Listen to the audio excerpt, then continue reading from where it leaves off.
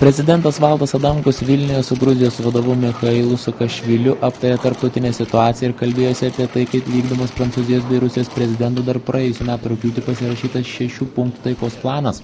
Adamkus pabrėžė, kad taikos planas yra nevykdomas ir Rusija nenori klausytis Europos balso.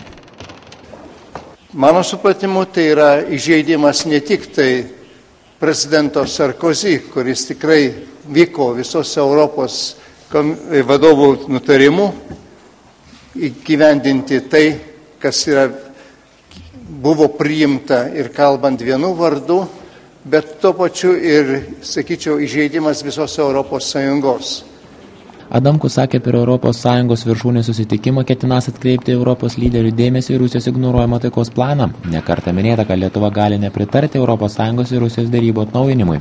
Tuo tarpu pirmą kartą nuo karinio konflikto su Rusija pabaigos Lietuvoje apsilankęs Gruzijos vadovas dėkojo Adamkui ir visiems Lietuvos žmonėms už suteiktą paramą sunkiomis akimirkomis.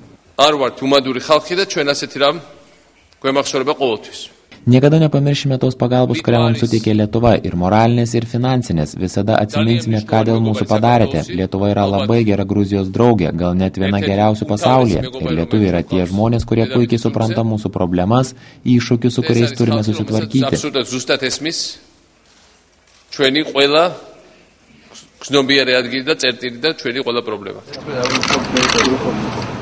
Iš prezidentūros kiemo Michailas Saakašvilis išvyko vienas, tačiau penktadienio vakarą Gruzijos prezidentas su Adamkumi dar susitiks iškilmingame priėmime Vilniaus rotušėje. Stasys Vaitonis, El Rytas LT.